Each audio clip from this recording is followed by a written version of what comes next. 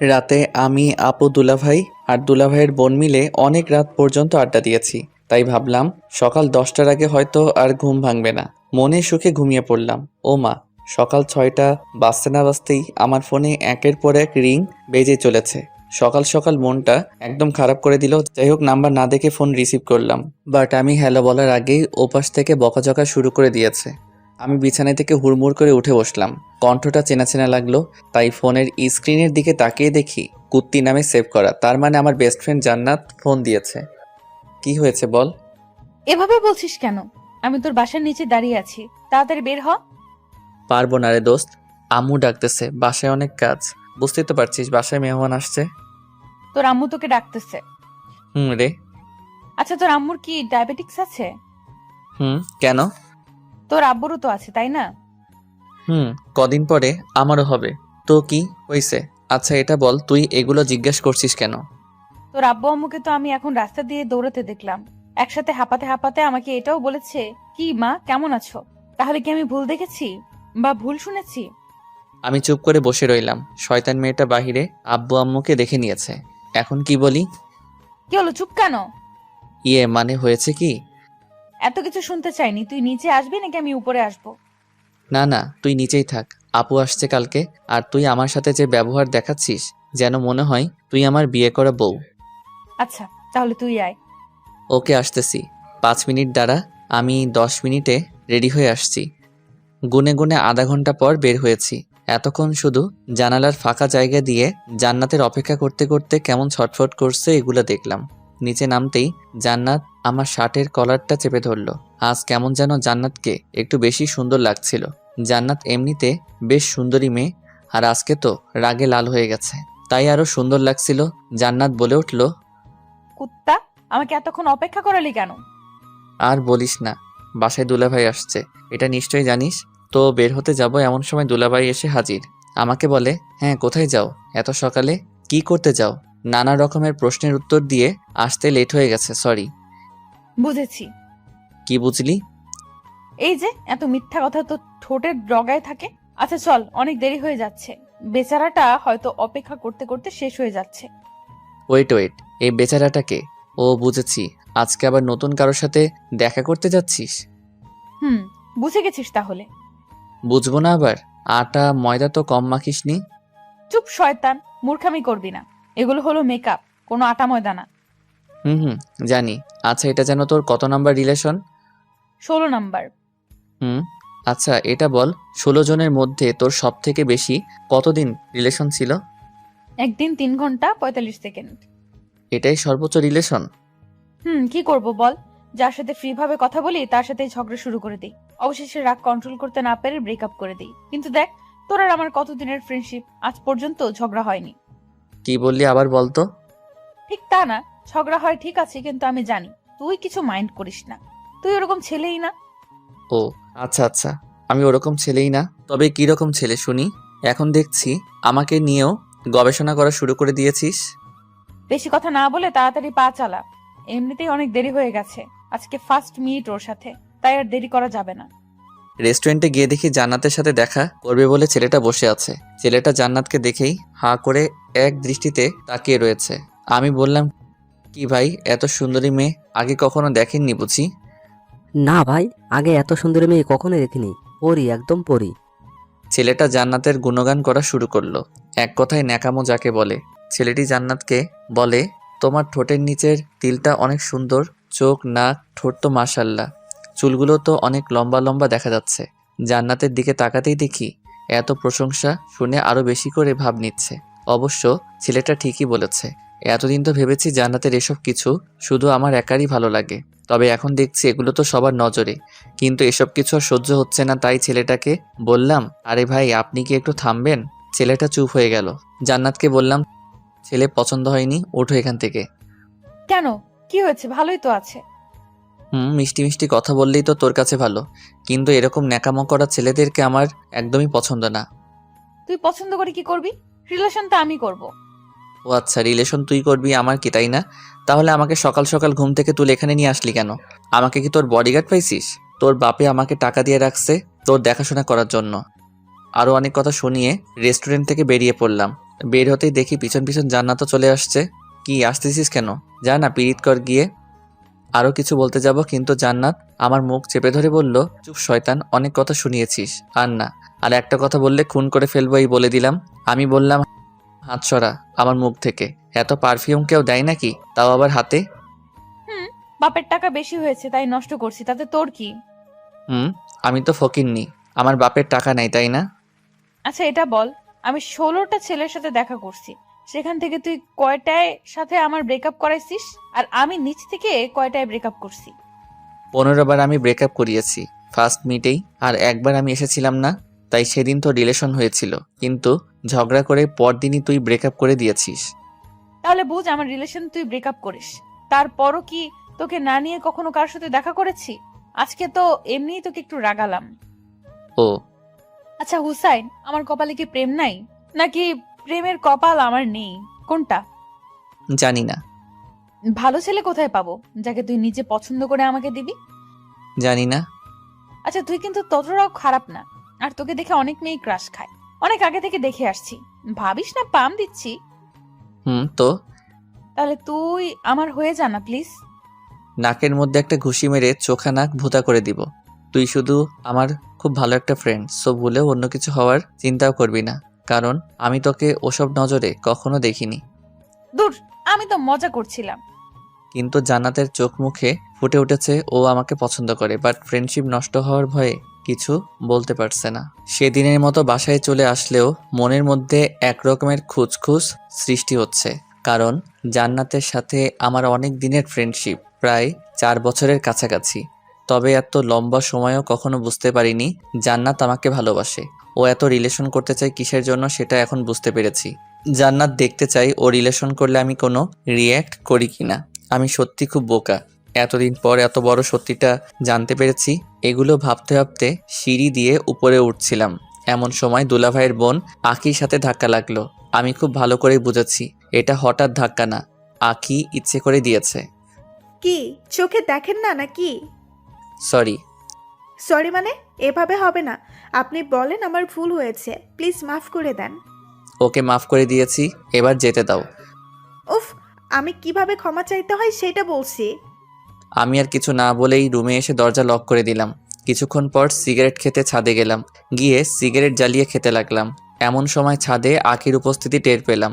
পিছন ফিরে দেখি সত্যি আখি দাঁড়িয়ে আছে। আপনি সিগারেট খান? কেন, চোখে দেখেন না? খাবেন নাকি? খাবো, কিন্তু কোথাও পাই না, তাই খেতেও পারি না। আজ যখন হাতের কাছে পাইছি তখন আর ছাড়ছি না। ওকে আসো, খেয়ে নাও। আখির হাতে সিগারেট ধরিয়ে দিলাম। আখির হাত রীতিমতো কাঁপতে শুরু করে দিয়েছে। হইছে হইছে, আর খেতে হবে না, বুঝে গেছি তুমি কত পারবে।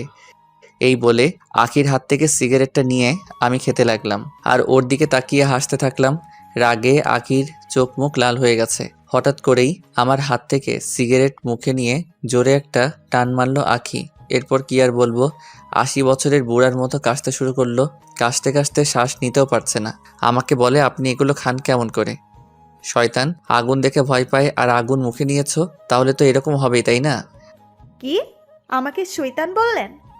আমি কখন তোমাকে শয়তান বললাম? আপনার কথাই বুঝে নিয়েছি। ও তাই বুঝি।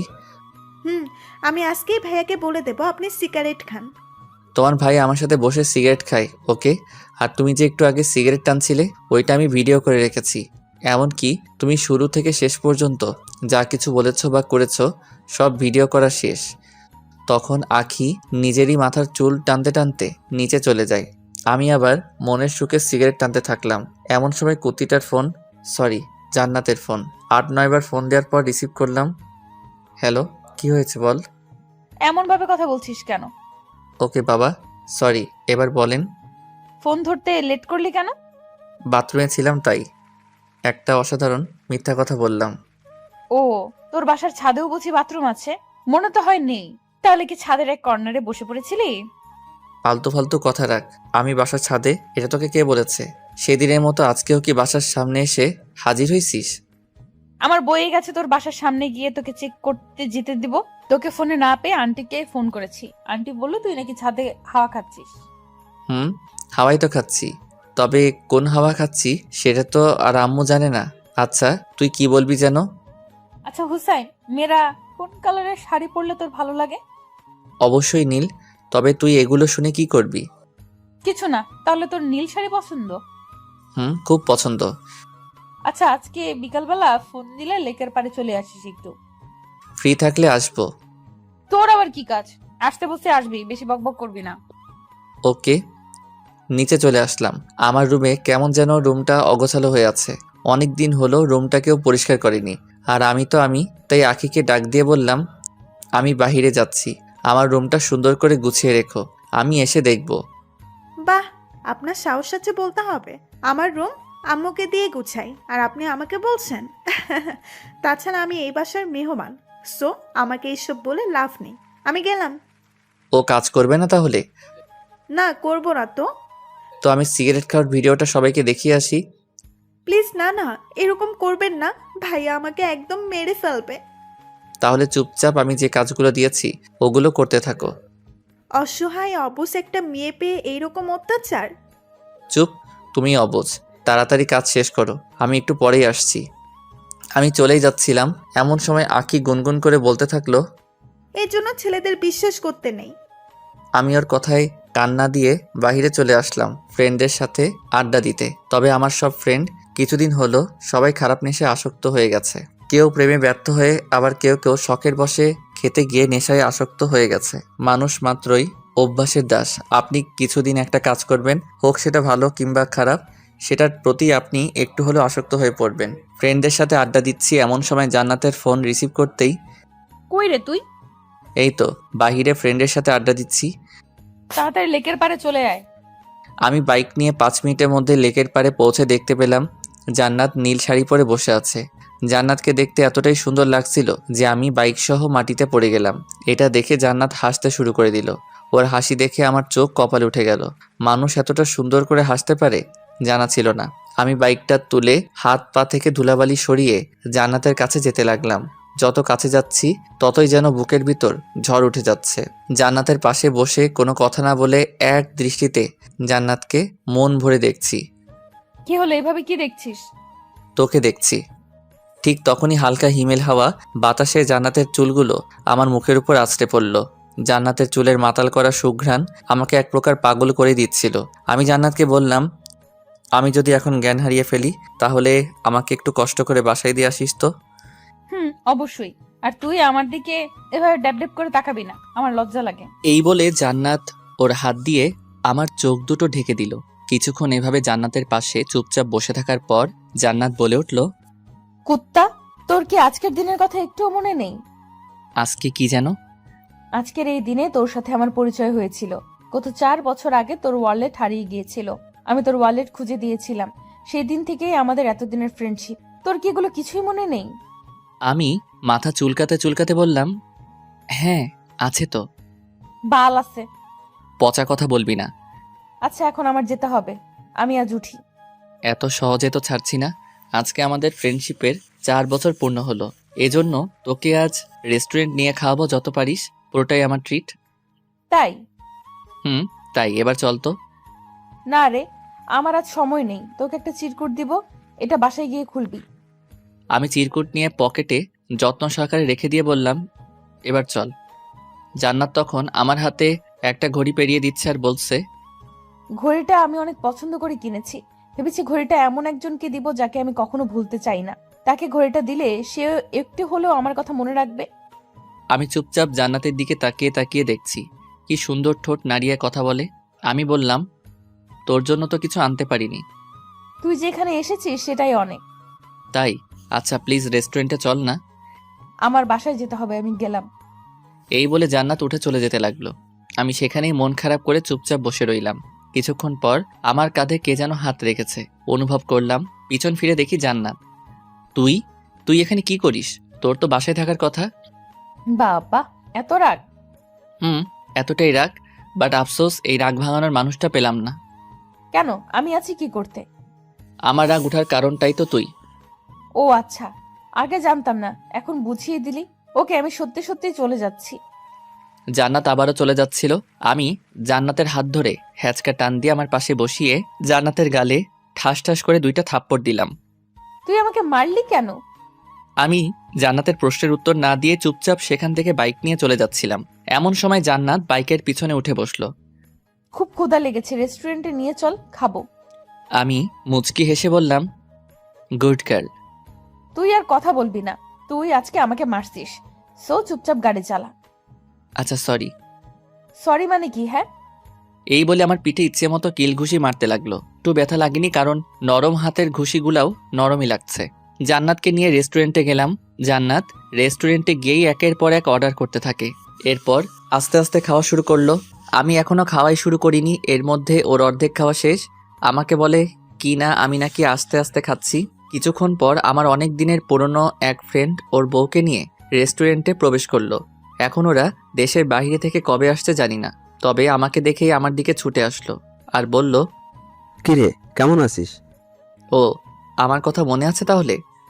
কাজের অনেক চাপ, তাই তেমন একটা খোঁজ খবর নিতে পারি না। ভালো। আচ্ছা দোস্ত, ভাবি কিন্তু অনেক কিউট। ভাবি মানে? তখন জান্নাত লজ্জায় মাথা নিচু করে ফেললো। আমি কিছু বলতে যাব এমন সময়, এই যে শুনেন, হুসাইন কিন্তু অনেক ভালো একটা ছেলে, কখনো কারোর সাথে রিলেশন করেনি। আমরা যখন একসাথে লেখাপড়া করেছি তখন হুসাইনকে অনেক মেয়ে অফার দিয়েছে, তবে ও কখনো এসব রিলেশনে যায়নি। তাই বলছি, এমন কোনো কাজ করবে না যাতে ও মনে কষ্ট পায়। জান্নাতকে উদ্দেশ্য করে বলল। জান্নাত মাথা নেড়ে হ্যাঁ বলল। আমি তো পুরো অবাক হয়ে গেলাম। আমার ফ্রেন্ডের সামনে এমন ভাব নিচ্ছে যেন সত্যি সত্যি ও আমার বিয়ে করা বউ। আচ্ছা থাক, পরে দেখা হবে, আজ একটু কাজে এসেছিলাম এখানে। আর জান্নাত, আপনাকে নীল শাড়িতে অনেক সুন্দর দেখাচ্ছে। ধন্যবাদ ভাইয়া। আমি ফ্রেন্ডকে বললাম, হয়েছে হয়েছে, আর চোখ লাগাতে হবে না। তখন ফ্রেন্ড ওর বউকে নিয়ে হাসতে হাসতে চলে গেল। আমি জান্নাতকে বললাম, এটা কি হলো? তুই ওকে বললি না কেন? তুই আমার জাস্ট ফ্রেন্ড। বারে, আমি বলতে যাব কেন? আমার তো শুনতে ভালোই লাগছিল। তার মানে তোর আমার বউ হওয়ার ইচ্ছে আছে? হুম, খুব ইচ্ছে। কি বললি আবার বল। হুম, তোর বউ হওয়ার ইচ্ছে আছে বললাম, তাই কি করবি, মারবি?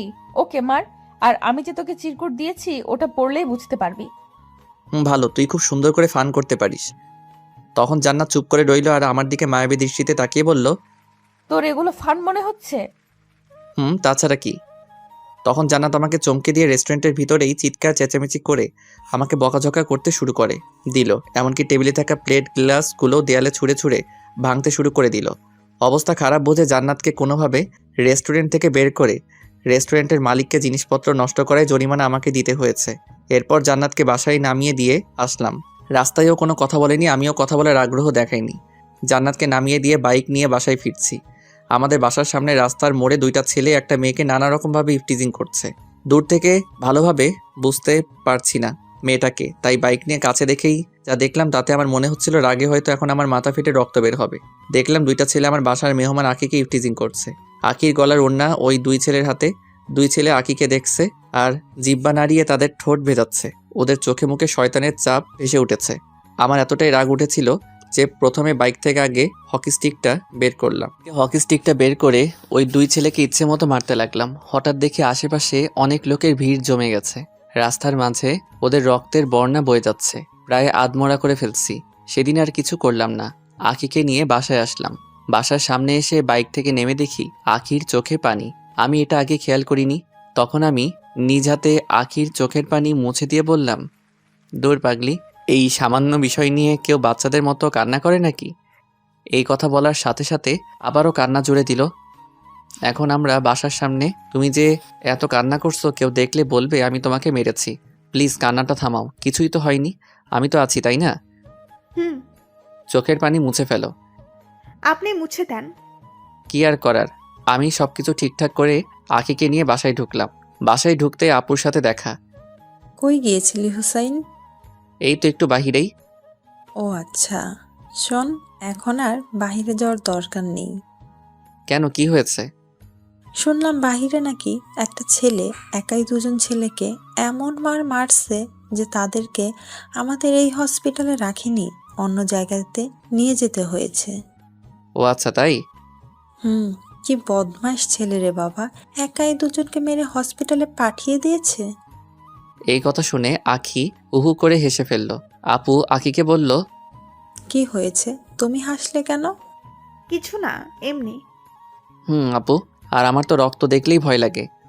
কি, তোর রক্ত দেখলে ভয় লাগে? খুব ভয় করে। শয়তান, তুই তো প্রাইমারি স্কুলে পড়াকালীন অনেকেরই নাক ফাটিয়েছিস, আর বড় হয়ে কি কি করেছিস সেগুলো আর বললাম না, আঁখি আছে এখানে তাই। ভালো। আর তোমার কাছে এগুলো কে শুনতে চেয়েছে? এই বলে আমি রুমে চলে আসলাম। তবে আজ আমার রুম আমার নিজের কাছে অচেনা অচেনা লাগতেছে। কারণ আখিকে রুম গোছাতে বলেছিলাম, জানি গোছাবে, কিন্তু এত সুন্দর করে গোছাবে কে জানে। এত সুন্দর রুম দেখে বিছানায় ধপাস করে শুয়ে পড়লাম। ক্লান্ত থাকার কারণে বিছানাতে শুতেই ঘুমিয়ে পড়লাম। সন্ধ্যার আগ মুহূর্তে সূর্য যখন লাল রং আকার ধারণ করে, তখন আমার ছাদে গিয়ে সিগারেট খেতে খুব ভালো লাগে। ও আর হ্যাঁ, আরেক সময় আছে যে সময়টা আমি ছাদে বসে বসে পার করে দেই অনেকটা সময়। সেটা হলো পূর্ণিমার রাতে চাঁদের সৌন্দর্য দেখতে দেখতে সিগারেট খেয়ে পার করে দিই অনেকটা সময়। প্রতিদিনের মতো আজ সন্ধ্যায় ছাদে যাব। তবে ঘুম থেকে উঠে সিগারেটের প্যাকটা খুঁজে পাচ্ছি না। রুম গুছিয়ে আঁকি সিগারেটগুলো কই যে রাখছে কে জানে। আমার অনেক রাগ আর অনেক সাহসী মানসিকতাও আছে। তবে আমার কোনো জিনিস কেউ না বলে নিলে, সেটা আর ফেরত আনতে না পারলে, বা কোনো জিনিস অনেক খোঁজাখুঁজি করার পরও যদি না পাই, তাহলে রাগে এক প্রকার কান্না করে দেই। তো অনেক খোঁজাখুঁজির পর আমার বিছানার পাশের টেবিলে কেমন যেন অনেকগুলো জিনিস একসাথে প্যাক করে রাখা। প্যাকিংটা খুলতে আমার 5 মিনিট লাগছে। ওইটার ভিতরে দেখতে পেলাম সিগারেট রাখা। উফ, তখন আমার মনে আনন্দের অনুভূতি সৃষ্টি হলো। আমি দ্রুত গতিতে সিগারেট খুঁজতে লাগলাম। তবে 7-8টা প্যাক ছিল, কোনোটাতেও একটা সিগারেটও পেলাম না। সব খালি করে রেখে দিয়েছে বদমাইশটা। প্যাকটার কাছে একটা চিরকুট পেলাম যেটাতে লেখা, সিগারেট এমন এক জিনিস যার গায়ে তার বদনাম লেখা থাকে, তাই এগুলো খাওয়া ছেড়ে দিন। জানি এত সহজে ছাড়বেন না, তাই সিগারেটগুলো ফেলে দিয়ে খালি প্যাক রেখে দিয়েছি। উফ, এখন কেমনটা লাগে? আখিকে পরে দেখে নিব। বিছানার নিচে আলাদাভাবে সিগারেট থাকে, সেখান থেকে সিগারেট নিয়ে ছাদে চলে আসলাম। ছাদে গিয়ে সিগারেট খেতে খেতে ভাবলাম, অনেকক্ষণ তো হয়ে গেল, এখনো পর্যন্ত জান্নাতের ফোন আসেনি, কি হয়েছে? তাই আমি নিজেই জান্নাতকে ফোন দিলাম। ফোন দিতেই রিসিভ করে ওপাশ থেকে মহিলা কণ্ঠী কেউ একজন বলে উঠল। কাকে চাই? আমি বুঝে ফেললাম এটা জান্নাতের আম্মু, মানে আন্টি ফোন রিসিভ করেছে। তবে জান্নাতের ফোন তো আন্টির কাছে থাকার কথা না। যাই হোক, আন্টিকে বললাম, আমি হুসাইন, জান্নাত কোথায়? ওহ বাবা, তুমি? হুম। জান্নাত কোথা থেকে যেন এসে রাগের মাথায় আমার ঘুমের ওষুধ খেয়ে ঘুমিয়ে পড়েছে, এখনো পর্যন্ত ওঠার নামই নেই। মানে কি, ও ওইসব খেয়েছে কেন? সেটা জানার জন্যই তো তোমাকে ফোন দিব ভেবেছি। তবে জান্নাতের ফোনের কিছু বুঝি না, তাই অনেক চেষ্টা করার পরও ফোন দিতে পারছি না। এরপর তুমিই ফোন দিলে। ও আচ্ছা, জান্নাতের এখন কি অবস্থা? আমি কি আসবো? না থাক, 2টা ঘুমের ওষুধ খেয়েছে, সমস্যা নেই, একটু পরেই ঘুম ভেঙে যাবে, তুমি চিন্তা করো না। আচ্ছা আন্টি, ওর ঘুম ভাঙলে আমাকে ফোন দিতে বলবেন। ওকে। ফোন রেখে ভাবতে লাগলাম, জান্নাত হয়তো আমাকে অনেক দিন থেকেই ভালোবাসতো, তবে কখনো বলেনি। তাই আমি আমাদের ফ্রেন্ডশিপ শেষ করে দিব, মানে জান্নাতের সাথে রিলেশনে যাব। সিগারেট শেষ করে নিচে চলে আসলাম। রাতে খাবার খেয়ে বিছানায় শুয়ে শুয়ে ফেসবুক চালাচ্ছি। এমন সময় আমার দরজায় কে যেন নক করলো। আমি বললাম, দরজা খোলা আছে, ভিতরে আসতে পারেন। দরজা খুলে আঁখি রুমে প্রবেশ করলো। আঁখির হাত দুটো পিছনে, আমার সামনে এসে বলল, আচ্ছা, আপনাকে কিছু কথা বলবো, আপনার কি শোনার মতো টাইম হবে? অবশ্যই, আপনি বলেন। আপনাকে আমার প্রথম দেখাতেই ভালো লেগেছিল, এরপর ধীরে ধীরে আপনার প্রেমে পড়ে গিয়েছি। এখন সবসময় আপনার কথাই ভাবি। সত্যি বলতে আপনাকে আমি প্রচুর ভালোবেসে ফেলেছি। দেখো আঁখি, এটা কখনোই সম্ভব না। এত কিছু জানি না, আপনাকে ভালোবাসি এটাই জানি। এই বলে হাত বাড়িয়ে ফুল দিল। আমি ফুলটা নিয়েছি, কারণ হলো ফুল তো কোনো দোষ করেনি। আঁখি হাসতে হাসতে আমার রুম থেকে চলে গেল। ঠিক তখন মনে পড়ল, জান্নাত আমাকে একটা চিরকুট দিয়েছিল, ওইটা প্যান্টের পকেটে রেখেছি। পকেট থেকে চিরকুটটা বের করে পড়তে শুরু করলাম। চিরকুটটা ছিল এমন, দেখ হুসাইন, আমি তোকে অনেকদিন থেকেই ভালোবাসি। যদিও তোর কাছে এটা শুধুমাত্র ফ্রেন্ডশিপ, তবে আমার কাছে না। কারণ আমি তোকে ভালোবাসি, আর ভালোবাসি বলেই তোকে দেখিয়ে রিলেশন করতে চেয়েছি, যাতে তুই আমার প্রতি একটু সিরিয়াস হবি, এটা ভেবে। তোকে ভালোবাসি এটা অনেকদিন থেকেই বুকের মধ্যে চেপে রেখেছি, তবে আর পারছি না। বিশ্বাস কর, তোকে 1 মিনিটের জন্য আমার ভাবনা থেকে সরাতে পারি না। খুব ভালোবাসি রে তোকে, আর তোকে না পেলে আমি কি করব নিজেও জানি না। আরও অনেক কিছু লেখা ছিল। এখন আমি তো পড়ে গেলাম বিপদে। 2 নৌকার এক মাঝি কখনো হয় না। হতো যদি আমি প্লে বয় হতাম, বাট আমি অমন না, কি করব কিছু বুঝতে পারছি না, মাথায় কাজ করছে না। অনেকটা সময় চলে গেল, এখনো পর্যন্ত জান্নাতের কোনো ফোন পেলাম না। এখন রাত 4টা বাজে, আর ভালো লাগছে না, তাই বাইক নিয়ে বেরিয়ে পড়লাম জান্নাতের বাসার উদ্দেশ্যে। 10 মিনিটে পৌঁছেও গেলাম। জান্নাতের বাসার সামনে দাঁড়িয়ে জান্নাতকে ফোন করতে থাকলাম। 10-12 বার ফোন দেওয়ার পর জান্নাত ফোন রিসিভ করলো। কি হয়েছে বলেন? আমার কিছু হয়নি, কিন্তু তোর কি হয়েছে? তুই নাকি ঘুমের ওষুধ খাইছিস। তো আপনার কি? আমার কি মানে? আর তুই আমাকে আপনি করে বলছিস কেন? তাহলে কি বলবো? আচ্ছা দেখেন, আমার আপনার সাথে কথা বলতে ভালো লাগছে না, সো বাই। ভালোভাবে কথা বলছি, ভালো লাগে না? নিচে নাম, কথা আছে। পারবো না। এই বলে ফোন রেখে দিল। হঠাৎ জান্নাতের এতটা চেঞ্জ আমার কেমন যেন সহ্য হচ্ছিল না, তাই ওদের বাসার ভিতরে গেলাম। দরজা নক করতেই আন্টি দরজা খুলে দিল। বাবা তুমি আসো, ভিতরে আসো। আমি ভিতরে প্রবেশ করলাম। আচ্ছা হুসাইন, জান্নাত কাউকে কি ভালোবাসে বা প্রেমে ব্যর্থ হয়েছে? তুমি তো ওর বিষয়ে সব জানো। আরে না, তেমন কিছু না। জানোই তো, মেয়েটা আমার অনেক জেদি। ওর বাবা তো ব্যবসার কাজে বাইরে গিয়েছে, তাই জান্নাতকে নিয়ে আমার অনেক চিন্তা হয়। কখন যে কি করে বসে পাগলি মেয়েটা। আপনি চিন্তা করেন না, আমি আছি তো। হুম। জান্নাত কোথায়? ও তো উপরে ওর রুমেই। আমি উপরে গিয়ে জান্নাতের দরজাতে নক করলাম, বাট কোনো সাড়া শব্দ পেলাম না। আমার ডাকাডাকিতে আন্টিও নিচ থেকে চলে এলো। আন্টিও অনেক ডাকাডাকি করলো, কিন্তু কোনো কাজ হলো না। জান্নাত কিছুতেই দরজা খুলছে না। রাগ থাকা ভালো, কিন্তু এতটা রাগ মোটেও ভালো না। আমি সেখান থেকে মন খারাপ করে বাসায় চলে আসলাম। বাসায় এসে নিজেকে পাগল পাগল লাগতেছিল। আমি এজন্য আমার লাইফে কারোর সাথে রিলেশন করিনি, কারণ আমি জানি রিলেশনে সুখের চেয়ে দুঃখের পরিমাণটাই বেশি হয়। কেউ যদি জাস্ট একবার মন থেকে 3-4 বছর রিলেশন করে, সেই প্রেমে ব্যর্থ হয়, তাহলে তারা জীবনটা নষ্ট করতে 1 মিনিটও ভাবে না। ছোটবেলা থেকে যেই ভয়টা পেয়ে এসেছি, আজ সেটাই হলো আমার সাথে, কারণ আমি জান্নাতকে ভালোবেসে ফেলেছি। কোনো এক কবির কথা, একটা ছেলে মেয়ে কখনো ভালো বন্ধু হতে পারে না, কোনো না কোনো সময় প্রেমে পড়বেই। আমি জানি না কথাটা কতটুকু সত্যি, কিন্তু আমি জান্নাতকে অসম্ভব ভালোবেসে ফেলেছি, এইটুকু বলতে পারি। রাত প্রায় 10টা বাজলো বলে আমার মনটা ভীষণ খারাপ, তাই এক হাতে গিটার, অন্য হাতে সিগারেটের প্যাক নিয়ে ছাদে চলে আসলাম। আমি গিটারিস্ট, গিটার বাজাতে ভালোবাসি। প্রায় সময় ফেসবুক লাইভে আসি, কারণ আমার গিটার বাজানো অনেকেরই পছন্দ। এই গিটার বাজিয়ে ফেসবুকে কত মেয়ের প্রপোজ পেয়েছি হিসাব নেই। কিন্তু সত্যি বলতে, ভালোবাসায় বিশ্বাস না করা আমি আজকারও ভালোবাসার অভাবে ভুগছি। যাই হোক, আজকে আর লাইভে গেলাম না। আমাদের ছাদ থেকে চাঁদটা খুব সুন্দর দেখা যায়, তাই গিটার বাজিয়ে সিগারেট খাচ্ছি। এমন সময় ছাদে আঁখি আসলো, তখন মাথাটা পুরো গরম হয়ে গেল। এমনিতেই মন ভালো না, এখন এসে ন্যাকামো করবে, বলবে সিগারেট খেও না, এই কইরো না ওই কইরো না, বিরক্তিকর। মেহমান বলে কিছু বলতেও পারি না, দাঁত কামড়ে রাগটা আটকিয়ে রাখি। আঁখি এসে ঠিক আমার সামনে বসলো, চাঁদটা ঢেকে দিয়ে সামনে থেকে সরে বসো, চাঁদ দেখতে দাও। চাঁদ দেখতে হবে না, এখন থেকে আমিই তোমার চাঁদ। তখন আঁখি আবারও বলল, আমি থাকতে তোমার কোনো চিন্তাই নেই। তুমি একবার পড়ো, 1000 বার পড়ো, আমি তোমাকে তুলে নেব। এখন আপনারাই বলেন, এরকম ন্যাকামো কি সহ্য করা যায়? এমনিতেই অনেক ডিপ্রেশনের মাঝে আছি। যদি এতই ভালোবাসতে তাহলে পড়তেই দিতে না। হয়েছে হয়েছে, ন্যাকামো রাখো আর আমার সামনে থেকে সরে বসো। না শুনলে কি করবে? কি করব শুনবা? বলো। তোমাকে ছাদ থেকে ধাক্কা দিয়ে নিচে ফেলে দিব। কি বিশ্বাস হয় না? এই বলে আমি চেয়ারে একটু নড়ে চড়ে বসলাম। আঁখি ভয় পেয়ে হুড়মুড় করে সেখান থেকে উঠে অন্য জায়গাতে চলে গেল। আঁখি দূর থেকে বলল, আপনি এমন কেন? কেমন? খুব পচা আপনি, শুধু শুধু ভয় দেখালেন। শুধু শুধু না কাছে আসলেই বুঝবা, শুধু শুধু নাকি সত্যি সত্যি। আঁখি আর কিছু না বলে নিচে চলে গেল। বেচারিটা হয়তো অনেক ভয় পেয়েছে।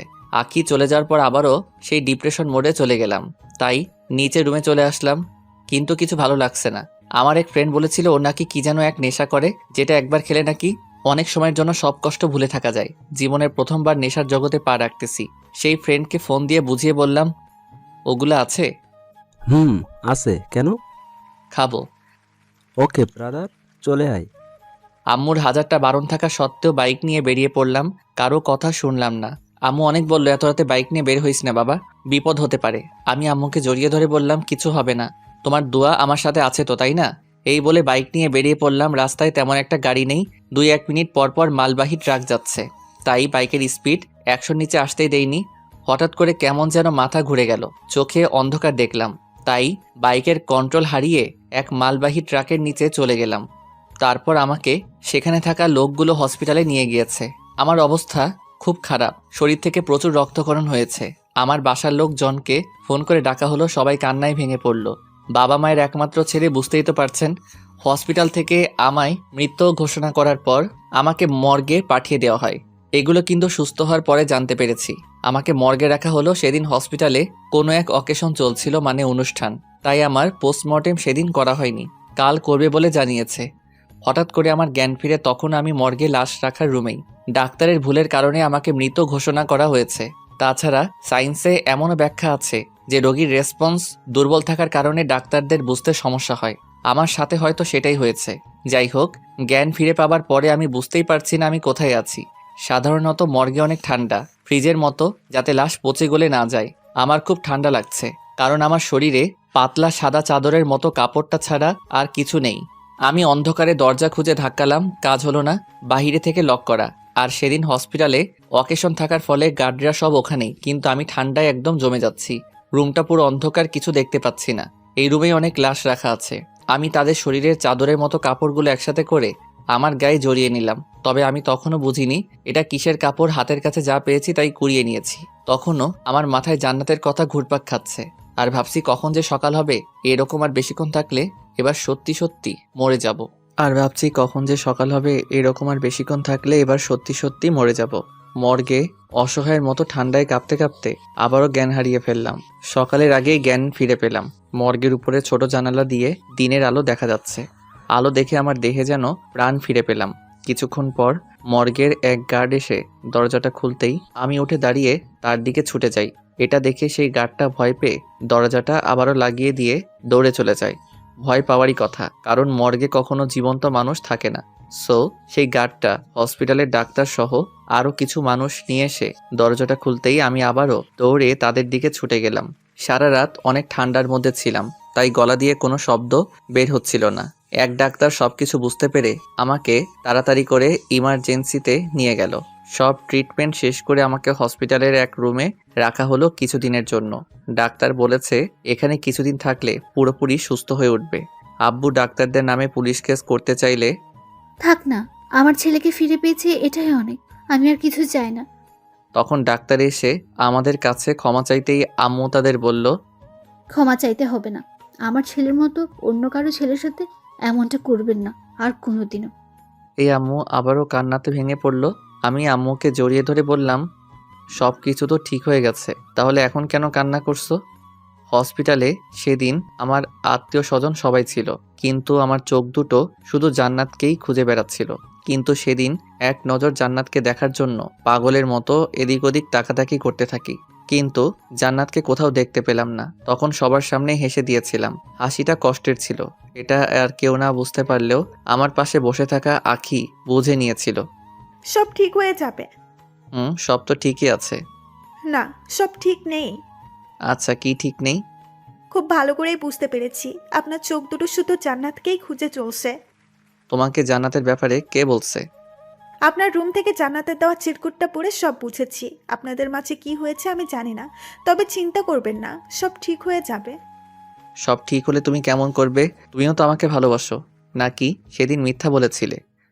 আমার ভালোবাসা মিথ্যা নয়। আমি জানি জোর করে কারো ভালোবাসা পাওয়া যায় না। আপনার মনে আমার জন্য কোনো জায়গা নেই। আপনি আপনার সবটা দিয়ে জান্নাতকে ভালোবেসে ফেলেছেন, সব বুঝি। তুমি এত কিছু বুঝলে কেমন করে? মেয়েদের অনেক কিছু বোঝার ক্ষমতা থাকে, সে আপনি বুঝবেন না। জি না, মেয়েরা অনেক কিছু বুঝতে পারে কিনা সেটা জানি না, তবে মেয়েদের কোনো কিছু কেউ বুঝতে পারে না। যেমন আমি। জান্নাত কেন এমন করছে কিছুই বুঝতে পারছি না। আপনার ভালোবাসা যদি সত্যি হয়ে থাকে তাহলে অবশ্যই জান্নাত আপনার জীবনে আবার ফিরে আসবে। তাহলে তোমার ভালোবাসার কি হবে? আমার ভালোবাসা না হয় অপূর্ণই থেকে যাবে। সব ভালোবাসার যে পূর্ণতা পেতে হবে এমনটা তো কথা নেই। ভালোবাসার মানুষকে সারা জীবনের জন্য পেতে অনেক বড় কপাল লাগে, আর সেটা হয়তো আমার নেই। এইটুকু বলে আখি চোখের পানি লুকিয়ে মুচকি হেসে রুমের বাহিরে চলে গেল। আখি বাহিরে চলে গেলে আম্মু ভিতরে এসে বলল, বাবা, কিছু লাগবে? হুম, কি লাগবে বাবা? একটু বাহিরে যেতে চাই। কেন, কি লাগবে বল, আমি এনে দিচ্ছি। সিগারেট লাগবে, এনে দিতে পারবে? আম্মু জানেই আমি অনেক আগে থেকে সিগারেট খাই, আম্মু কিছুক্ষণ চুপ থেকে বলল, তোর এই অবস্থায় কিভাবে সিগারেট দিই? প্লিজ মা, আর পারতেছি না, একটা খেলে কিছু হবে না। আচ্ছা, দেখছি কি করা যায়। কিছুক্ষণ পর আকিকে দিয়ে একটা প্যাকের ভিতরে একটা সিগারেট আর একটা ম্যাচ পাঠিয়ে দিয়েছে। এসব দেখে আকি বলে উঠল, আপনার তুলনা হয় না। আপনার আম্মুর সাথে আপনি এতটা ফ্রি আগে জানতাম না। আমি আস্তে আস্তে উঠে ওয়াশরুমে গিয়ে সিগারেট খেয়ে আসলাম। এইভাবে 2 দিন চলে গেল। ডাক্তার এসে বলল, হোসাইন ঠিক হয়ে গিয়েছে, তবে কিছু ঔষধ লিখে দিচ্ছি, ওগুলো ঠিক মতো কিছুদিন খেলে পুরোপুরি সুস্থ হয়ে উঠবে। আচ্ছা, আমার ছেলেকে বাসায় নিয়ে যেতে পারবো কবে? কাল সকালে, তবে আজ বিকেলেও নিয়ে যেতে পারেন, সমস্যা নেই। কখন বাসায় যেতে চাও বাবা? এখনই যাব। এখন যেতে পারবে না। আচ্ছা, তাহলে আমরা বিকেলের দিকে বাসায় যাব। আমি মাথা নেড়ে হ্যাঁ বললাম। বিকেলের দিকে আমাকে বাসায় নিয়ে আসা হলো। সন্ধ্যার দিকে জান্নাতের কথা খুব মনে পড়ছিল। শরীরটাও তেমনভাবে ঠিক হয়নি। আমি সকল রাগ অভিমান ভুলে পায়ে হেঁটে জান্নাতের বাসার উদ্দেশ্যে বেরিয়ে পড়লাম। জান্নাতের বাসার সামনে যেতেই দেখতে পেলাম জান্নাতের রুমের লাইট অফ, কিন্তু এখন জান্নাতের রুমের লাইট অফ থাকার কথা না। আমি দরজাতে নক করার সাথে সাথে আন্টি দরজা খুলে দিল। তুমি অসুস্থ, তো এত কষ্ট করে এখানে আসার কি দরকার ছিল? হসপিটালে আমাকে সবাই দেখতে এসেছিল, আপনিও ছিলেন, কিন্তু জান্নাত আসেনি কেন? ওর কি কোনো সমস্যা হয়েছে? আন্টির মুখের দিকে তাকিয়ে লক্ষ্য করলাম আন্টি কোনো কিছু আমার কাছ থেকে লুকাচ্ছে। না বাবা, তেমন কিছু না। আন্টি আমাকে নিয়ে জান্নাতের রুমে গেল। আন্টি লাইট অন করতে দেখতে পেলাম জান্নাত ঘুমাচ্ছে। তবে এটা সেই আগের জান্নাত না, অনেক শুকিয়ে গিয়েছে। চোখের নিচে কালো কালো ছাপ পড়ে গিয়েছে। আমি জান্নাতের পাশে বসে জান্নাতের মাথায় হাত রাখতেই ওর ঘুম ভেঙে গেল। জান্নাত বিছানায় উঠে বসে আমাকে বলল, কেমন আছিস? ভালো। তবে তোর এই অবস্থা কেন? এমনি, ও কিছু না, বাদ দে। আচ্ছা, তোকে একটা কথা বলার ছিল। বল। 2 দিন পর আমার বিয়ে, সো আমার বিয়েতে তোকে কিন্তু আসতেই হবে। আমার মাথায় যেন আকাশ ভেঙে পড়ল। ডাক্তার বলেছিল আমি যেন কোনো কিছুর চাপ না নেই। আমি নিজেকে সামলে নিয়ে বললাম, এটা কবে ঠিক হলো? কিছুই তো জানলাম না। আমাকে না জানিয়ে বিয়ে ঠিক করে ফেলেছিস। আজ আমি না আসলে হয়তো আমাকে ছাড়াই বিয়েটা করে ফেলতি। আব্বুর ফ্রেন্ডের ছেলের সাথে হুট করে আমার বিয়ে ঠিক করে ফেলেছে, আমি বুঝতেও পারিনি। ও আচ্ছা, সমস্যা নেই। ওকে আমি অবশ্যই তোর বিয়েতে আসবো। আর কিছু বলতে পারলাম না, কখন যে আমার চোখের কোণে পানি জমে গিয়েছে বুঝতেই পারিনি। তাই সেখানে আর বেশিক্ষণ থাকলাম না, বাসায় চলে আসলাম। রাস্তা দিয়ে হেঁটে হেঁটে আসার সময় আমার চোখ দিয়ে অঝরে পানি ঝরছে। বাসায় এসে নিজেকে সান্ত্বনা দিয়ে ভাবলাম, যদি আমার ভালোবাসা সত্যি হয়ে থাকে তাহলে অবশ্যই জান্নাত আমার কাছে ফিরে আসবে। কিন্তু বারবার মনে হচ্ছে আমি জান্নাতকে হারিয়ে ফেলছি। তবে আমার বিশ্বাস জান্নাত আমার আর আমার কাছেই ফিরে আসবে। দেখতে দেখতে 2 দিন চলে যায়। কাল জান্নাতের বিয়ে। রুমেই শুয়ে আছি, এমন সময় এক ফ্রেন্ডের ফোন আসলো। রিসিভ করতে ফ্রেন্ড বলল, কিরে হোসাইন, কই তুই? কেন, কি হয়েছে? আজ জান্নাতের বিয়ে, জানিস না? জানি তো, কি হয়েছে? তো কি হয়েছে মানে? তুই যাকে নিয়ে স্বপ্ন দেখতি আর আমাদেরকে তোরা জান্নাতের গল্প শোনাইতি, আজ তার বিয়ে হয়ে যাচ্ছে, অথচ তোর কোনো চিন্তাই নেই। বাদ দে তো, আমার জাস্ট ফ্রেন্ড ছিল। বোকা ভাবিস না, সব জানি। তুই বাসা থেকে বের হ, আমি সব রেডি করে রাখছি। মানে কি রেডি করে রাখছস? জান্নাতকে উঠিয়ে নিয়ে আসবো। না থাকলে, আর জান্নাত আমার সাথে কখনো আসবে না। আসবে না মানে? অজ্ঞান করে নিয়ে আসবো, ভাব নেওয়ার জায়গা পায় না মেয়েটা। আচ্ছা বাদ দে তো এসব, এখন রাখছি। এই বলে আমি ফোন রেখে দিলাম। এমন সময় আম্মু রুমে আসলো। কি হয়েছে? কই কিছু না তো। তাহলে তোর চোখ বেয়ে পানি পড়ছে কেন? ও খেয়ালই করিনি, হয়তো চোখে কিছু ঢুকেছে। দরজার পাশে দাঁড়িয়ে সব শুনেছি। তুই অনেক বড় হয়ে গেছিস। ছোটবেলায় তো পিঁপড়ের কামড় খেয়ে আমার কাছে এসে কান্না করতি, আর এখন এত বড় মাপের কষ্ট লুকিয়ে আমার সাথে দিব্যি হেসে হেসে কথা বলছিস। তখন আর নিজেকে আটকে রাখতে পারলাম না। আম্মুকে জড়িয়ে ধরে কান্নার সুরে বললাম, মা, জান্নাতকে খুব ভালোবেসে ফেলেছি, হয়তোবা নিজের থেকেও বেশি। তো চিন্তা কিসের? তোর ফ্রেন্ডের সাথে গিয়ে উঠিয়ে নিয়ে আয়, পরে যা হবে আমি বুঝবো। তবে তোর কষ্ট দেখতে রাখছি না। জান্নাত যদি জাস্ট একবার বলতো যে আমাকে ও এখনো ভালোবাসে, তাহলে জান্নাতকে আমার কাছ থেকে কেউ আলাদা করতে পারতো না। বাট ও তো এখন আমাকে সহ্যই করতে পারে না, তাই যা হবার হবে, সব ভাগ্যের উপর ছেড়ে দিয়েছি। তাহলে এখন কি করবি? কিছু না, ভাগ্যে যদি থাকে তো জান্নাত ফিরে আসবে, আর না থাকলে যাক, বাদ দাও। সে তুই যা ভালো বুঝিস কর, তবে এভাবে মনমরা হয়ে বসে থাকবি না, আমার খারাপ লাগে। ওকে। আম্মু চলে গেলে আবার আঁকি ভিতরে আসতে চাইলে আমি বললাম, বাহিরে আর কেউ আছে? না। আচ্ছা, এখানে কি ইন্টারভিউ চলছে নাকি যে একের পর এক আসছো? এভাবে বলছেন কেন? আচ্ছা, চলে যাচ্ছি। না, কি বলবে বলে যাও। আজ আমি আমাদের বাসায় চলে যাচ্ছি, তাই বলতে আসছিলাম। এতক্ষণ আপনি আপনার আম্মুর সাথে কথা বললেন, তাই ভেতরে আসিনি। আখির কথা শুনে কিছুক্ষণ চুপচাপ বসে রইলাম। তারপর বললাম, আজকেই কেন যেতে হবে? আসছি তো অনেক দিন হলো। বাসা থেকে আম্মু ফোন দিয়েছিল, বলল বাসায় চলে আসতে। আজ তো যেতে পারবে না। কেন পারবো না? আজ জান্নাতের বিয়ে। তাই কি? তাই কি মানে? আমি কান্না করলে আমাকে সান্ত্বনা কে দিবে শুনি? আপনি বাচ্চাদের মতো কান্না করবেন? হুম। ওকে, তাহলে আপনার কান্না দেখতে আজ না হয় থেকে যাই, কি বলেন? থ্যাঙ্কস। চলে যাচ্ছিলাম, তাই আপনার জন্য একটা সিগারেটের প্যাক কিনে এনেছি। ভাবলাম এটা দিয়ে চলে যাব। কই দাও তাহলে। জি না, আজ তো যাওয়া হচ্ছে না, তাই কাল যাওয়ার সময় দিব। না, এখন এটা দাও, পরে না হয় আরেক প্যাকেট দিয়ে যাবে। ওকে। আকি সিগারেট দিয়ে চলে গেল। দিনটা কষ্টে কোনোভাবে কাটিয়ে নিলাম। জান্নাতকে হয়তো রাত 1টা-2টার দিকে ওদের বাসা থেকে নিয়ে যাবে বিয়ের সব কাজ সম্পন্ন করে। এখন সন্ধ্যা নেমে গিয়েছে। কষ্টটা যেন ধীরে ধীরে বেড়েই চলেছে। আজ সারাদিন আমার রুম থেকে বের হয়নি। জান্নাতকে শেষ একটি বারের জন্য দেখার জন্য মনটা পাগলের মতো ছটফট করছে। তাই দৌড়ে জান্নাতের বাসার দিকে ছুটে গেলাম। দূর থেকে বিয়ে বাড়ির হইচই শুনতে পেলাম। বুকের বাপাসটা কষ্টে যেন অবশ হয়ে যাচ্ছে। আমি আস্তে আস্তে জান্নাতদের বাসায় ঢুকলাম। বাসায় অনেক লোকজন। পরিচিত কাউকে খুঁজে পাচ্ছি না যে জান্নাতের কথা জিজ্ঞেস করব। হঠাৎ জান্নাতের এক মেয়ে ফ্রেন্ডকে দেখতে পেলাম। ওর নাম রূপা। রূপা আমাকে দেখতেই আমার দিকে ছুটে আসলো। হুসাইন ভাইয়া, আপনি এখানে কেন? জান্নাত তো উপরে। জান্নাত উপরে? হুম। আচ্ছা, আপনি নাকি মৃত থেকে জীবিত হয়েছেন? কে বলেছে এগুলো? এলাকার সবাই জানে, আমি জানবো না? ও, কিন্তু মৃত মানুষ কখনো জীবিত হয় না। আমার রেসপন্স দুর্বল ছিল, তাই অমনটা হয়েছিল। ও আচ্ছা, এখন বুঝলাম। বাট এই সামান্য কাহিনীকে লোকেরা রচনা করে ফেলেছে। আপনি নাকি কবর থেকে উঠে চলে এসেছেন। আরে এরকম অনেক কিছু বলেছে তারা। ও বাদ দাও। আচ্ছা, আমাকে একটু জান্নাতের কাছে নিয়ে যেতে পারবে? আপনি হলেন জান্নাতের বেস্ট ফ্রেন্ড, আপনাকে আমার নিয়ে যেতে হবে কেন? আপনি তো নিজেই যেতে পারেন। রূপার কথা শুনে জান্নাতের আর আমার সেই আগের মিষ্টি ফ্রেন্ডশিপের কথা মনে পড়ে গিয়েছে। কতই না সুন্দর ছিল সেসব দিনগুলো। এগুলো ভাবতে ভাবতে চোখের কোণে অনেকটা পানি জমে গিয়েছে। আমি রূপাকে বললাম, আচ্ছা তুমি যাও তাহলে। রূপা চলে গেলে আমি উপরে গেলাম। দরজার বাহির থেকে জান্নাতকে দেখতে পেলাম। জান্নাতের দিকে তাকিয়ে চোখ ফেরাতে পারছি না।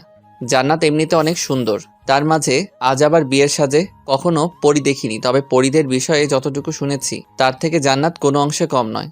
সেখানে আর বেশিক্ষণ থাকতে পারলাম না। দ্রুত বাসায় চলে আসলাম। নিজের উপর এত রাগ হচ্ছিল বলে বোঝাতে পারবো না। কেন যে সেদিন জান্নাতের ভালোবাসা অবহেলা করেছি। সেদিন জান্নাতকে ফিরিয়ে না দিলে আজ হয়তো আমার এমন দিন দেখতে হতো না। রাগে আমার রুমের জিনিসপত্র ভাঙতে শুরু করে দেই। জিনিসপত্র ভাঙার শব্দ পেয়ে নিচ থেকে আম্মু আপু চলে আসে। আমাকে সান্ত্বনা দিয়ে তারা চলে যায়। আমাকে বলে ঘুম আসতে, তবে ঘুম আসছিল না বলে 3-4টা ঘুমের ওষুধ একবারে খেয়ে ফেলি। এখন আর বিছানায় উঠতে পারিনি। বিছানার নিচে ফ্লোরে ঘুমিয়ে পড়লাম। সকালে ঘুম থেকে উঠে অনুভব করলাম আমি বিছানাতে শুয়ে আছি। আমার কপালে কে যেন চুমু খাচ্ছে। চোখ খুলতেই দেখতে পেলাম জান্নাত আমার পাশে বসে কপালে চুমু দিচ্ছে। নিজের চোখকে যেন বিশ্বাস করতে পারছি না, তাই হালকা করে আমার শরীরে চিমটি কাটলাম, এটা ভেবে যে আমি স্বপ্ন দেখছি না তো। ঘুম থেকে উঠেই চমকে গেলাম। জান্নাতকে আমার পাশে দেখে সত্যি নিজের চোখকে বিশ্বাস করতে পারছি না। আমি জান্নাতকে বললাম, তুই তুই এখানে কি করিস? তোর তো শ্বশুরবাড়ি থাকার কথা।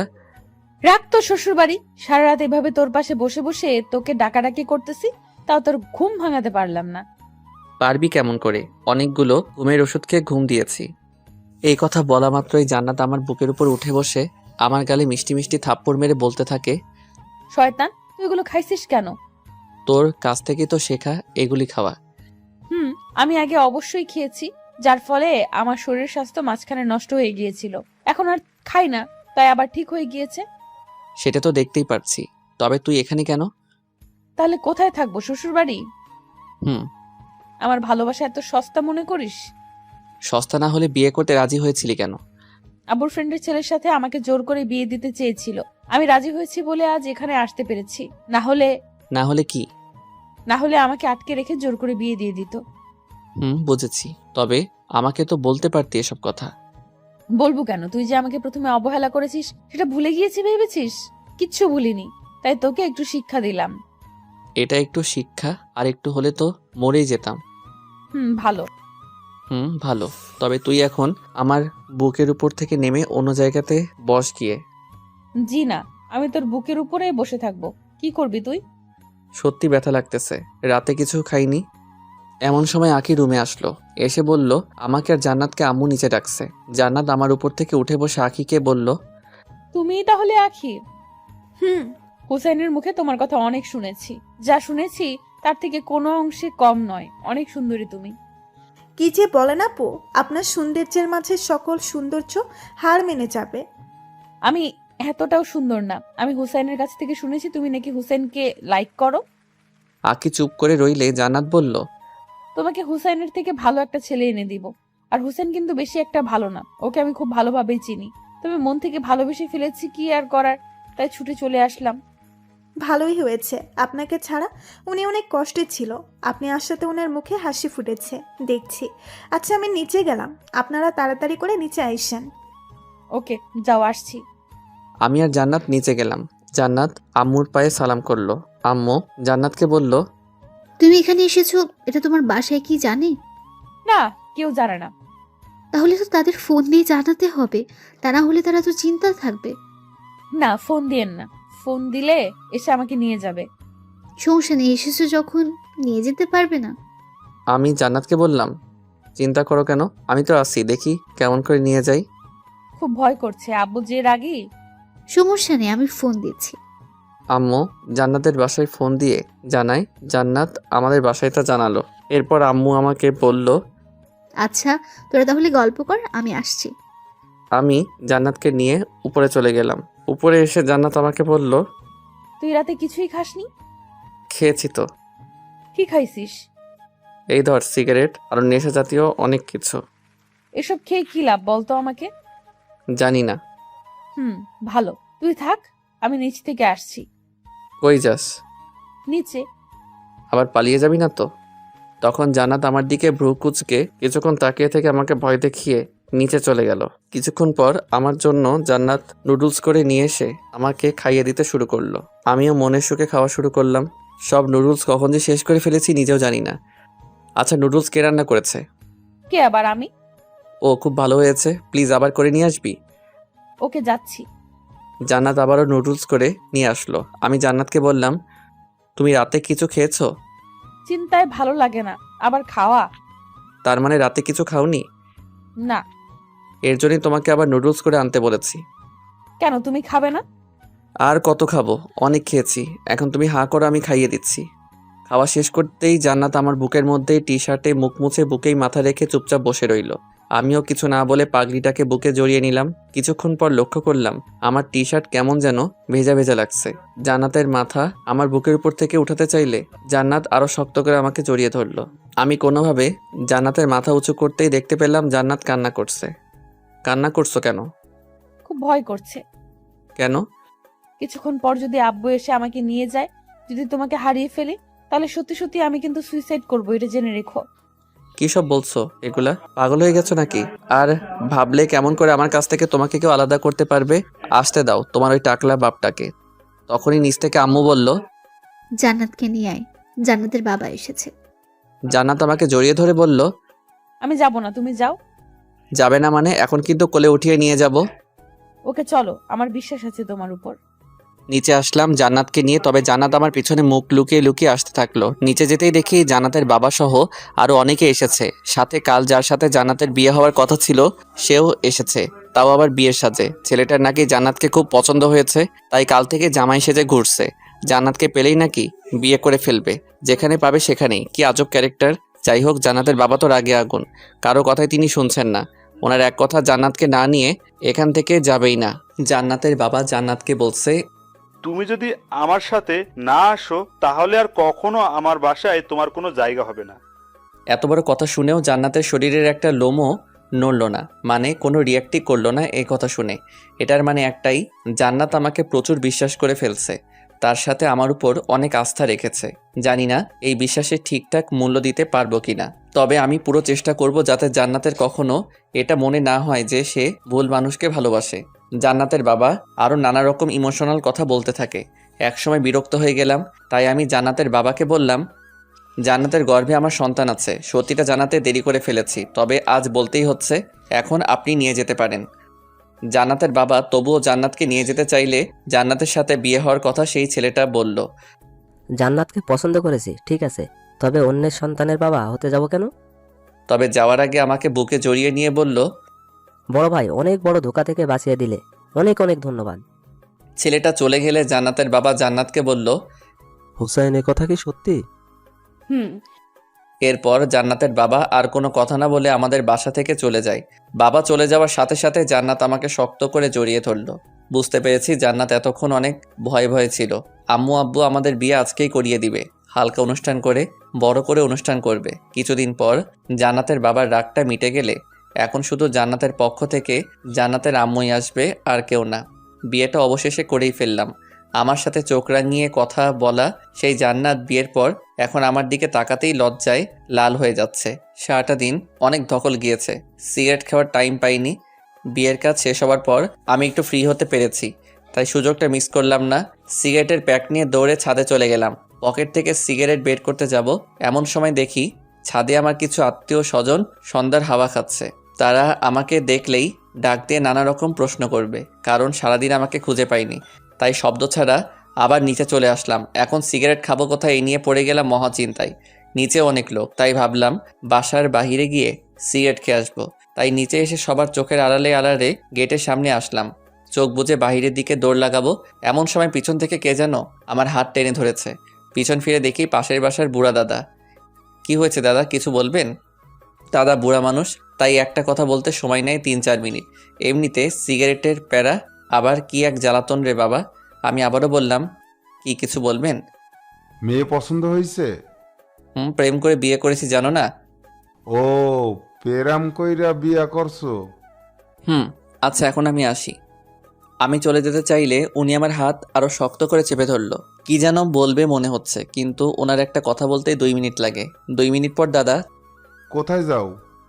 একটু বাইরে যাচ্ছি। দাদা আমার হাত ছাড়ছেই না, তবে এখন আমি সিগারেট না খেয়ে থাকতেই পারছি না। তাই আমার আশেপাশে ঘুরতে থাকা কিছু আত্মীয় স্বজনকে ডাক দিলাম।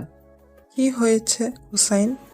দাদা বলেছে যে ওনাকে নাকি ঠিকমতো কেউ আদর যত্ন করেনি। আমার একটু বাইরে কাজ আছে, আপনারা দাদাকে ঠিকঠাক যত্নার্তি করে নিয়ে আসেন। ওনারা দাদাকে বলল। কি দাদা, লজ্জা পাওয়ার কি আছে, আসেন আমাদের সাথে। এই বলে দাদাকে ওনারা নিয়ে গেল। যাক বাবা, বাঁচা গেল।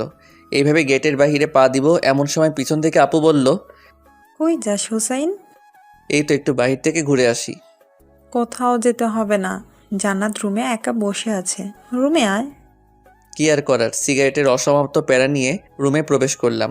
রুমে গিয়ে দেখতে পেলাম জান্নাত বিছানাতে বসে আছে। আমাকে দেখেই বলে উঠল, কই গিয়েছিলে? এই তো একটু বাহিরেই। কেন? এমনি। এমনি না, নিশ্চয়ই সিগারেট খেতে গিয়েছো। ও, বুঝে ফেলেছো তাহলে। হুম। আমি তখন চুপ করে বিছানায় বসলাম। জান্নাতের কানের কাছে মুখ নিয়ে বললাম, আচ্ছা সোনা, একটা সিগারেট খেতে পারি? এত সুন্দর করে যখন ডাক দিয়েছো, তাহলে এক কাজ করো। কি কাজ? জাস্ট একটা সিগারেট খাবে, তারপর গোসল করে আমার কাছে আসবে। কেন, সিগারেট খেলে গোসল করতে হয় নাকি? হবে, কারণ সিগারেটের ঘ্রাণ আমার একদম সহ্য হয় না।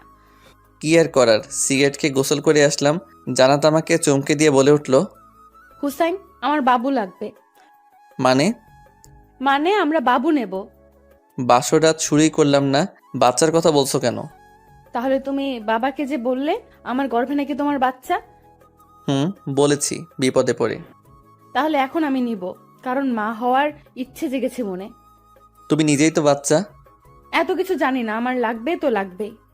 বাসরাতে পাগলিটার কথা শুনে খুব হাসি পাচ্ছিল। যাই হোক, বিয়ে যখন করেছি বাসরাত তো করতেই হবে। আমি লাইট অফ করে জান্নাতের কাছে যেতেই জান্নাত আমাকে জড়িয়ে ধরল। আমি জান্নাতের কপালে গালে ঠোঁটে কিস করতে থাকি। সেদিন জান্নাতের ঠোঁট নরম চকলেট ভেবে কামড় দিয়ে একটু ছিঁড়েই ফেলেছি। জান্নাত ব্যথা চিৎকার করাতে বুঝতে পারলাম এটা কোনো চকলেট না, এটা জান্নাতের ঠোঁট। আরও অনেক কিছুই হলো, হাজব্যান্ড ওয়াইফের মাঝে যা হয় আর কি। অনেক রাত পর্যন্ত গল্প করে শেষ রাতের দিকে ঘুমিয়ে পড়ি। সকালে ঘুম থেকে উঠে দেখি জান্নাত পাশে নেই। এত সকাল সকাল কই যাবে? ঠিক তখনই আমার ফোনে একটা ফোন আসলো। রিসিভ করতেই ওপাশ থেকে বলে উঠল, কি মিস্টার হুসাইন, ঘুম কেমন হলো? জান্নাতকে খুঁজে পাচ্ছ না তো, তাই না? জান্নাতকে পাবেও না। বড় ঝড় আসার আগ মুহূর্তে কিন্তু সবকিছু ঠান্ডা হয়ে যায়। কাল তোমাদের বাসা থেকে ঠান্ডাভাবে চলে এসেছি আজকের এই দিনটার জন্য। তুমি আমাকে চিনো না হুসাইন। যাই হোক, পারলে জান্নাতকে খুঁজে নিও। Good bye, see you. এই বলে ফোন রেখে দিল। আমাকে কথা বলার কোনো সুযোগই দিল না।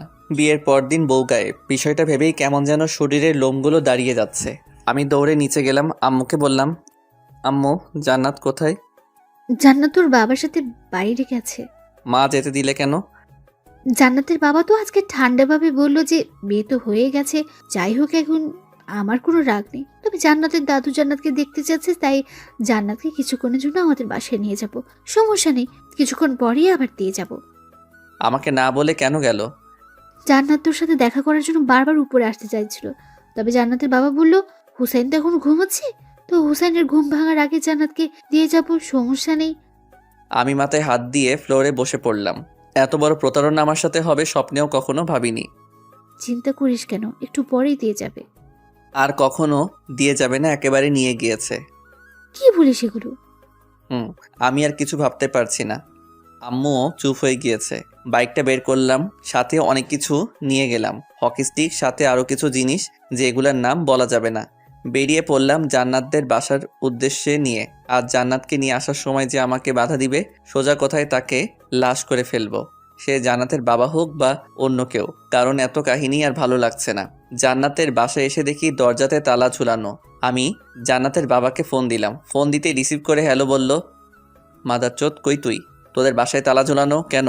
কি সুন্দরী মেয়ে জন্ম দিচ্ছ বলে এত ভাব? এখন শুধু তোর সুন্দরী মেয়ে না, জান্নাত এখন আমার সুন্দরী বউ। আর কত বড় কলিজা থাকলে আমার কাছ থেকে বিয়ের পর দিন জান্নাতকে নিয়ে চলে গেলি? সাহস থাকলে সামনে আয়, আমি তোদের বাসার সামনে। বাবা, আমি এক গ্লাস পানি খেয়ে এসে কথা বলি। আচ্ছা বাবা, শ্বশুরের সাথে কেউ এমন আচরণ করে? তাহলে কেমন আচরণ করব? সম্মান দিয়ে কথা বলবো, তাই না? তাছাড়া কি? আমি বয়স দেখে সম্মান দেই না, চরিত্র দেখে সম্মান দেই। বিয়ের পর জান্নাতকে আমার কাছ থেকে আলাদা করে এখন সম্মান ভিক্ষা চাওয়া হচ্ছে। জামাই আমার পুরাই আগুন। ভালোভাবে বলছি, জান্নাত এখন কই আছে? ঠিকানাটা দেন, আমি গিয়ে নিয়ে আসছি। বলবো না, যা করার করো। ওকে। এই বলে ফোন রেখে দিলাম। কি করব বুঝতে না পেরে রাগের মাথায় বাইক থেকে হকি স্টিকটা বের করে জান্নাতদের বাসার জানালার গ্লাসগুলো ভাঙতে শুরু করে দিলাম। সেখান থেকে একটা কাচের টুকরো আমার হাতে ঢুকে যায়, সাথে সাথে অনেক রক্ত বের হতে শুরু করে দেয়। এই অবস্থায় বাইক চালাতে পারবো না, তাই এক ফ্রেন্ডকে ফোন দিলাম। এরপর ও আমাকে হসপিটালে নিয়ে গিয়ে হাতের ভিতর থেকে কাচের টুকরো বের করে আরও ট্রিটমেন্ট করে। অনেক হয়েছে, এবার চল তোকে বাসায় নামিয়ে দিয়ে আসি। জান্নাতকে না নিয়ে আমি বাসায় যেতে পারবো না। তাহলে এখন কি করবি? আচ্ছা, ওই টাকলার বাচ্চা মানে জান্নাতের বাবা কোথায় চাকরি করে জানিস? চিনি তো। চল তাহলে ওনার অফিসে গিয়ে খোঁজ নেই, যদি কোনো তথ্য পাওয়া যায়। তো যেই কথা সেই কাজ, ও আর আমি মিলে চলে গেলাম। জান্নাতের বাবার অফিস থেকে কোনো তথ্য পেলাম না। তারা জানায় উনি নাকি 2 দিন হলো অফিসে আসছেন না। কি আর করার, এক আকাশ পরিমাণ ডিপ্রেশন মাথায় নিয়ে বাসায় ফিরলাম। বাসায় ঢুকতেই আমার চোখ কপাল উঠে গেল, কেননা দরজাতে নক করতেই জান্নাত দরজা খুলে দিল। আমি তো পুরো অবাক, এক দৃষ্টিতে জান্নাতের দিকে তাকিয়ে রইলাম। ভেতরে আসো। আমি ভিতরে যেতেই দেখি ও মা, জান্নাতের বাবা মা সহ জান্নাতের আরও কিছু কাজিন আমাদের বাসায় আমারই রুমে বসে আড্ডা দিচ্ছে। অথচ জান্নাতকে আমি সারা শহর খুঁজে বেড়াচ্ছি। আমাকে দেখেই আম্মু বলে উঠল, বলেছিলাম না জান্নাতকে একটু পরেই দিয়ে যাবে। আমি কিছু বললাম না, কারণ রাগের মাথায় জান্নাতের বাবার সাথে অনেক খারাপ আচরণ করে ফেলেছি, খারাপ ভাষায় গালিগালাজও করেছি। ভেবেছিলাম জান্নাতের বাবা হয়তো শয়তান টাইপের মানুষ, তবে এখন বুঝতে পারলাম উনিও আমার বাবার মতোই সহজ সরল। এখন জান্নাতের বাবার কাছে ক্ষমা চাইতে হবে, কিন্তু কী ভেবে সেটা বুঝতেছি না। কেউ কিছু বোঝার আগে আমি জান্নাতের বাবার কাছে গিয়ে মাথা নিচের দিকে ঝুঁকিয়ে বললাম, আমার ভুল হয়েছে, আপনি মজা করেছেন আর আমি এটা সত্যি ভেবেছি। কারণ হলো আমাদের বিয়েটা আপনার ইচ্ছের বিরুদ্ধে হয়েছে, তাই ভেবেছি সত্যি সত্যি আপনি জান্নাতকে নিয়ে গিয়েছেন। বিয়ের পরদিন এমন কিছু হবে কল্পনাও করতে পারিনি, তাই রাগের মাথায় আপনাকে অনেক কথা শুনিয়েছি। প্লিজ আমাকে আপনার ছেলে ভেবে মাফ করে দেন। জান্নাতের বাবা তখন উঠে দাঁড়িয়ে আমার কাঁধে হাত রেখে বলল, তোমার কোনো ভুল হয়নি, ভুল তো আমার হয়েছে। জান্নাতের কথায় কাজ করে জান্নাতকেও দাদু দেখতে চেয়েছিল বলে বাসায় নিয়ে আসছি। তুমি ঘুমাচ্ছিলে তাই আর বিরক্ত করিনি, ভেবেছি তুমি ঘুম থেকে ওঠার আগেই জান্নাতকে রেখে যাব। কিন্তু জান্নাত বলল তোমাকে ফোন দিয়ে ওসব কথা বলে পরীক্ষা নিতে চেয়েছিল। বিশ্বাস করো, জান্নাত লিখে দিয়েছিল আর আমি ওগুলো পড়ে পড়ে তোমাকে বলেছি। আমি মনে মনে ভাবলাম জান্নাতের কাছে শয়তানও হার মেনে যাবে, এটা তো সামান্য বিষয়। ও আচ্ছা, তাহলে পরীক্ষা নিয়ে কি বুঝলেন? আমি কি পরীক্ষায় পাশ করতে পেরেছি? পাস না, তুমি 100-তে 100 পেয়েছো। জানোই তো, জান্নাত ছাড়া আমার আর কোনো ছেলে মেয়ে নেই। ছোটবেলা থেকে জান্নাতের সব ইচ্ছে পূরণ করেছি, ওর বিয়েটা আমার ইচ্ছেতে দিব বলে। কিন্তু শয়তান মেয়েটা চালাকি করে ঠিক সময় বাসা থেকে বের হয়ে তোমার কাছে চলে এসেছে। তবে তোমাকে আমার খুব পছন্দ হয়েছে। শেষ কথা হলো, জান্নাত কিন্তু আমার খুব আদরি মেয়ে। আশা করব তুমি আমার থেকেও বেশি আদর করবে জান্নাতকে। অবশ্যই।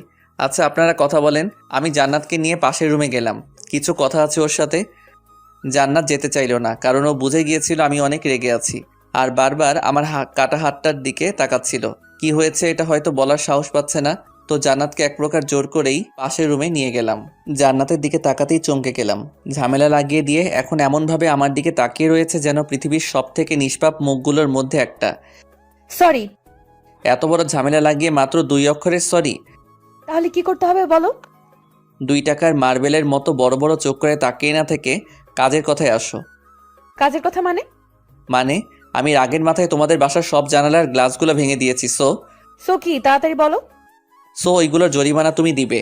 জানি আমার বড়লোক শ্বশুর কিছু বলবে না, তবে আমার একটা সম্মান আছে না, তাই আমাকে ঠিক করে দিতে হবে। তুমি ভেঙেছো, তুমি ঠিক করে দাও, আমাকে বলছো কেন? ও হ্যালো, তোমার জন্য এসব হয়েছে? আমি কি তোমাকে আমাদের বাসার গ্লাসগুলো ভাঙতে বলেছি নাকি? আমার ঘুম পাচ্ছে, আম্মুর কোলে শুয়ে থাকবো, গেলাম। এই বলে জান্নাত পিছনে ফিরে চলে যেতে থাকলো। এই জান্নাত, শুনো তো। ওই জান্নাতের বাচ্চা, কানে শুনিস না নাকি? ও মা, জান্নাতের তো পিছনে তাকানোর নামই নেই। দূর, চলেই গেল। ও হয়তো ভাবছে আমাকে বোকা বানিয়ে বেঁচে গিয়েছে। আমি আবারও জান্নাতকে ডাক দিতেই জান্নাত চোখ দিয়ে ইশারা করে আমাকে ওখানে যেতে বলছে। আমি ওখানে না গিয়ে রুমে এসে ভাব নিয়ে ফোনটা কানে নিয়ে বলতে থাকলাম, হ্যালো জানু, কি করছো? আচ্ছা, আজকে কোন কালারের শাড়ি পরেছো? জান্নাত এটা শোনা মাত্রই আমার দিকে দ্রুত ছুটে আসে, এসে আমার ঠিক পাশে দাঁড়িয়ে শোনার চেষ্টা করে আমি কার সাথে কথা বলছি। তখনই আমি রুমের মধ্যেই পায়চারি শুরু করে দিই। জান্নাত আমার পিছু পিছু ঘুরঘুর করতে থাকে। হঠাৎ করেই আমার হাত থেকে ফোন কেড়ে নিয়ে দেখে কেউ ফোন দেয়নি, শুধু শুধু ভাব নিচ্ছি। তখন জান্নাত আমার দিকে ভ্রু কুঁচকে তাকালো। আমি জান্নাতকে জড়িয়ে ধরে বিছানায় শুইয়ে দিলাম। তোমার নাকি ঘুম পাচ্ছে, তো এবার ঘুমাও। তোমার কাহিনী দেখে ঘুম চলে গিয়েছে। বলতে ভুলে গিয়েছি, জান্নাতের নাকটা অনেক সুন্দর লাগে আমার কাছে, কারণ ওর যখন রাগ ওঠে তখন নাকটা ফুলে যায়, মনে হয় এখনই ফেটে যাবে। জান্নাতের নাক হাত দিয়ে চেপে ধরে ওর ঠোঁটে কামড় বসিয়ে দিলাম। একটু পর জান্নাত শ্বাস নিতে পারছে না বলে আমার পিঠে চড় মারতে থাকে। তখন আমি ছেড়ে দিলাম। জান্নাত হাঁপাতে হাঁপাতে বলল, আমার আমার আমার শ্বাস আটকে মেরে ফেলতে চাও নাকি? একদমই না। তাহলে এমন করলে কেন? সকালে তুমি আমাকে ঠিক এমনভাবে মেরে ফেলতে চেয়েছিলে। কি বলো এসব? আচ্ছা, কেমন করে? অক্সিজেন ছাড়া মানুষ কি বাঁচতে পারে? না। তুমি সকালে আমার কাছ থেকে দূরে চলে গিয়ে তোমার বাবাকে দিয়ে যখন ওই সব কিছু বলিয়েছো, বিশ্বাস করো তখন আমার শ্বাস নিতে খুব কষ্ট হচ্ছিল, কারণ তুমি আমার অক্সিজেন। এই কথা বলার সাথে সাথে ধপাস করে জান্নাত আমাকে বুকে জড়িয়ে শক্ত করে ধরে চেপে ধরে বলল, সরি, আর কখনো এমন করব না, প্রমিস। ভালো। আচ্ছা, এক কাজ করো। কি কাজ? আবারও আগের মতো আমার ঠোঁটে কামড় দিয়ে শ্বাস আটকে মেরে ফেলো। আবারও কিস খাওয়ার ধান্দা? খুব চালাক, তাই না? কিন্তু আগের বার শুধু উদাহরণ দিতে কিস করেছি, সো আর দিতে পারবো না। এখন কিস দিবি না? ওই তুই করে বলবি না? কি করবি তুই? 101 বার বলবো তুই তুই তুই। মাত্র 4 বার হয়েছে, আরো 97 বার বল। এমন সময় পাশের রুম থেকে জান্নাতের বাবার ডাক শুনতে পেলাম। আজকে তাহলে আমরা আসি, কিছুদিন পর তোমাদের বিয়ের জন্য বড় করে অনুষ্ঠান পালন করব। ওকে।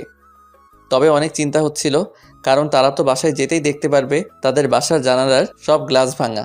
সে যাই হোক, পরে দেখা যাবে। এর আগে এক ফ্রেন্ড কিছুক্ষণ আগে ফোন দিয়ে আমাকে বাইক নিয়ে যেতে বলল, বিপদে পড়ছে বলল, তাই বাইক নিয়ে বেরিয়ে পড়লাম। ফ্রেন্ড তৌফিকের কাছে যেতেই তৌফিক বলল আজকে নাকি ওর জিএফ এর বার্থডে, তাই আমাকে সাথে নিয়ে জিএফ এর সাথে দেখা করতে যাবে। আমি আর তৌফিক গেলাম। যেতেই দেখতে পেলাম তৌফিকের জিএফ সহ আরও অনেক মেয়ের উপস্থিতি। আমি তৌফিককে বললাম, তুই দেখা কর, আমি এখানেই বাইকেই বসে থাকি। কিন্তু তৌফিক আমাকে নিয়েই গেল। দেখা করার এক পর্যায়ে তৌফিকের দরকারি একটা ফোন আসে, তাই তৌফিক তাড়াহুড়ো করে সেখান থেকে চলে যায়। যাওয়ার আগে আমাকে বলল যে ওর জিএফকে বাসায় নামিয়ে দিয়ে আসতে। আমি তৌফিকের জিএফকে বললাম, আপনি নিশ্চয়ই আমার সাথে যাবেন না, তাহলে আমি আসছি, আপনি এখান থেকে সোজা চলে যান। জি না, আপনি আমাকে নামিয়ে দিয়ে আসবেন। তো কি আর করার। তবে রাস্তায় উনি বলল ওনার এক ফ্রেন্ড নাকি আমাকে পছন্দ করেছে। পছন্দ করতেই পারে, এতে এমন কি হয়েছে? যদি বলি ভালোবাসে? বিয়ে করেছি এটা তৌফিক আপনাকে বলেনি?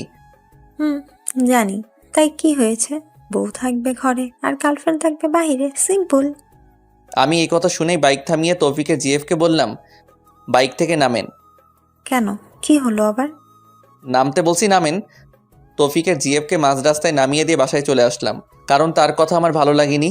এসব টাইপের ছেলে মেয়েদের জন্য বিবাহিত অনেক সংসারের শান্তি নষ্ট হয়ে যায়। ভালো লাগতে পারে অনেকজনকে, এটা ঠিক আছে, তবে ভালোবাসতে হয় একজনকেই। বাসায় আসতেই প্রথমে জান্নাতের কাছে বসলাম, তবে আমি ওর কাছে বসাতেই ও আমার থেকে দূরে চলে যায়। এমন করলে কেন?